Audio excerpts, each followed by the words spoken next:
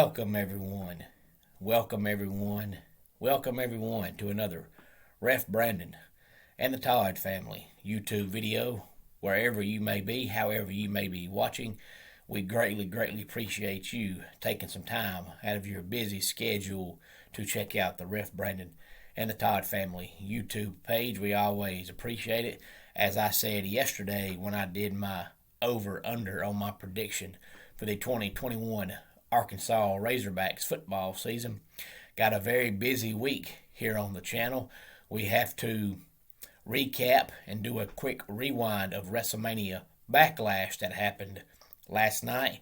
We've also got to take a look back at the NASCAR race as they were on the track yesterday afternoon at the Monster Mile in Dover.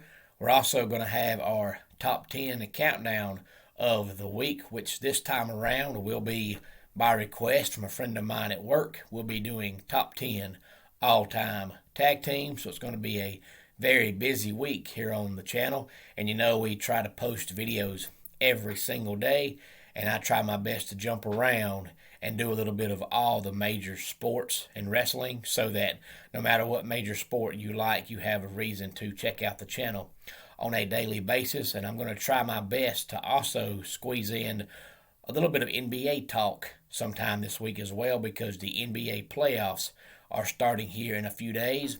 But today, what we're going to talk about is our weekly recap of the Atlanta Braves. And I'm starting to hate this more and more every week, because every week I say they're going to turn it around. They're going to start playing good. And so far, it just hasn't happened. But before we get into our weekly Braves review, I want to go ahead and say that I have decided to give away all my dead batteries today. So if anyone wants them, they are free of charge. And yes, that is our dad joke of the day. Now on to my Braves review. I want to go ahead and do it on this Monday because the Braves do not have an off week, or an off day, I should say, this week. Normally, they have an off day somewhere. They're going to have two next week, but this week they don't have any. They have a 3-game series with the Mets starting tonight, going through Wednesday. Then they play the Pirates for a 4-game series starting on Thursday, and then Friday, Saturday, and Sunday will be alumni weekend there in Atlanta. So if you live around Atlanta, please go check out some of the former great Braves players this weekend for alumni weekend. I know every single week when I do this Braves report, I always say they're going to start playing better. But so far, it just has not happened. But like I always say, luckily for them, the division is terrible, so they're still okay. I did see some signs of life when they played the Brewers Friday, Saturday, and Sunday. First of all, Freddie Freeman is finally getting hot. If you follow the Braves, you know Freeman is notoriously a slow starter. But 40 games in, he's finally getting hot. Ozuna is finally getting hot. And Austin Riley looks like he's finally figured out how to swing a baseball bat. And, of course, like I said last week, Travis d'Arnaud is going to be out for at least 60 days. So we won't see him until at least after the All-Star break, if not longer than that. They went ahead and sent Alex Jackson back down, which is good because he just flat out couldn't hit. They signed Jeff Mathis, who's been a catcher in Major League Baseball since about 1975. But if you ever watched Jeff Mathis, you know Mathis is a phenomenal catcher behind the plate, but he flat out just can't hit. So they did sign veteran Jonathan Lucroy to a minor league contract, but don't be surprised to see him behind the plate coming up here in a couple of weeks. And I know I also said last week on my Braves review that they've finally decided to go ahead and bring back Shane Green. He's still in the minor leagues for now, but I'm sure he'll be on the Major League roster probably sometime this week. They've also put Christian Pache back on the injured list, but that's okay because he was hitting like 102. I don't think he's hurt. I think he's on the DL because he just can't hit. Acuna missed the entire series with the Brewers because he twisted his ankle on Thursday's loss to the Blue Jays. But hopefully he'll be back tonight. He did not go on the injured list. He was just out Friday, Saturday, and Sunday. And Adrianza is actually hitting the ball really, really well. He doesn't have the power Acuna does, but he's actually hitting the ball really, really well. The Braves also announced that Mike Soroka is out for the year. He suffered another setback and has to have another surgery. Let's just hope he doesn't turn out to be the next Mark Pryor or the next Kerry Wood and has all that potential and just cannot ever play because he can't stay healthy. Hopefully this year is an anomaly and he'll be back 100% starting in 2022. So it looks like the Braves rotation this year is going to be Max Fried, Huascar Ynoa, Ian Anderson, Charlie Morton, and Drew Smyly, which since Fried came off the injured list, both of his starts he's been great. Anderson's getting better. Ynoa finally had a bad start against the Brewers yesterday, but everybody's going to have a bad start. Smiley's last two starts, he's looked a lot better. They just got to figure out what's wrong with Charlie Morton. I just don't understand how he pitched for the Braves 15 years ago and he was terrible, and then he goes to the Phillies and the Astros and the Rays and pitches good all three places and comes back to the Braves and he's terrible. I just don't see how you can pitch everywhere but in Atlanta. I just don't understand that. Maybe there's got to be a reason, but if they can figure out what's wrong with Charlie Morton, they'll be fine. Will Smith is doing an exceptional job as a closer. He's 8 for 8 as long as he's closing. When he pitches, if the game is tied, or if he's pitching when the Braves are behind by 1 run and they're trying to keep it there, he gets his brains beat in. But as long as it's a save situation, Will Smith is 8 for 8, which is about as good as you can do. We just got to be happy that the Braves don't play the Blue Jays anymore. Thank God they're in the American League East and not the National League East. Otherwise, the Braves would have 13 more losses headed their way because they're 0-6 against the Blue Jays. For whatever reason, they just cannot beat the Blue Jays. I don't know why.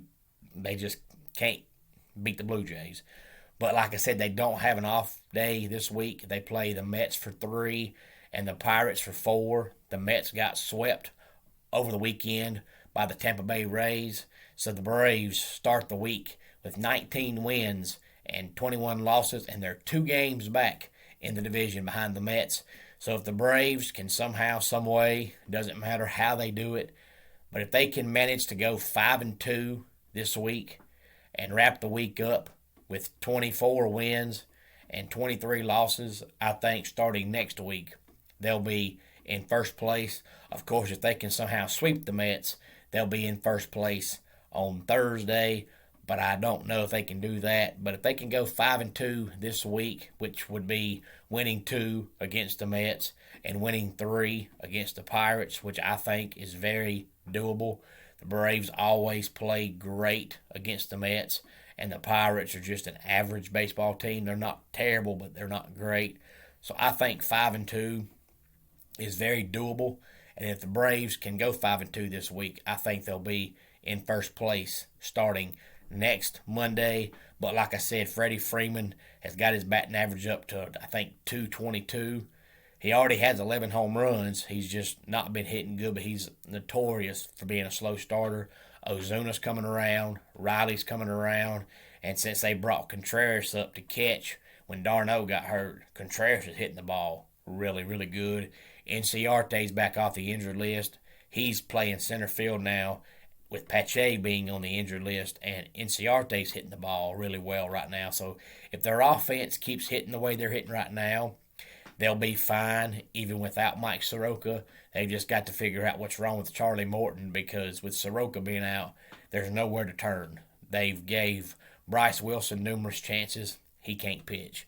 They've gave Kyle Wright numerous chances. He can't pitch. They've gave Touki Toussaint numerous chances. He can't pitch. And it's going to be hard to go out and find a veteran good, not great, but good starting pitcher that knows you're only going to bring them in for 3/4 of a season. Not many guys are going to want to do that. And that's really all you need, because you have Soroka coming back next year. So it's going to be hard to go out and find a good veteran to play for you for 3/4 of a season. So they're going to have to just stick with Fried and Anderson and Ynoa and Morton and Smiley, and just hope that Smiley keeps getting better and hope that Morton gets it figured out. So still can't complain. They did lose yesterday, but they were down 8-0 and scored 7 runs in the 7th inning, including a Freddie Freeman grand slam, and made 8-7. And then the Brewers got one in the bottom of the 7th, make it 10-7. And then the Braves got one in the 8th, and the Braves got one in the 9th. So they lost 10-9, but being down 8-0 and coming back and making it 8-7, and then losing 10-9 shows some life, because earlier this year the Braves just would totally quit if that happened, and they didn't, and they almost came back and won the game. So I did see some good signs over the weekend when they took 2 of 3 from the Brewers, and let's just hope that with them not having a day off, they'll continue that momentum into the week and take at least 2 out of 3 from the Mets and at least 3 out of 4 from the Pirates. And just out of curiosity, if anybody out there follows, I'm not going to say football, because football really is different, because it's really only a 3 or 4 month season, but the other 2 major sports, baseball and basketball, that pretty much play every day or every other day for 6 or 7 months. Anybody that follows those sports, this day and time, they say 40's the new 30. They say 50's the new 40. Now people are trying to say that 45 is the new 30. And supposedly we've got all this modern day technology, and they figured out how to make us in the best shape ever. People are living longer nowadays. You turn the TV on, and almost every commercial you see is about this powder you can take or these pills you can take that make you feel better and put you in better shape, whether you're male or female. It doesn't matter. We're supposed to be in the best shape we've ever been in, and they say that knowledge is power, and the more you know, the better off you are, all that kind of good stuff. So I want to know something.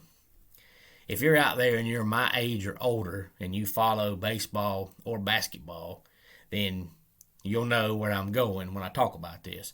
But why is it, if we're in the best shape we've ever been in, and knowledge is power, and the more you know, and 40's the new 30, and 45's the new 30, and 50's the new 40, then why is it that back in the day you'd see baseball players play every single day? I know Cal Ripken Jr. has the record for playing 2,632 straight games. I know that, but he wasn't the only one that played a lot of consecutive games. Heck, even 10 years ago, the Milwaukee Brewers had Prince Fielder, who I think went 6 straight seasons without missing a game. Now the Braves have Freddie Freeman, who wants to play every single day unless he gets injured. But why is it, if we're in the best shape ever, why is it that these basketball players can't play back-to-back days? And these catchers in baseball, they can't catch a day game after a night game. And used to be teams only had 4 starting pitchers. Now teams have 5, sometimes 6 starting pitchers. And most closers can't pitch on back-to-back days. And basketball players, if they play 3 straight games, they'll play game 1, sit out game 2, play half of game 3. You look right now with the Brooklyn Nets, and they have the big 3 in Durant, Harden, and Irving. And those 3 players have played together a total of 8 times this entire year.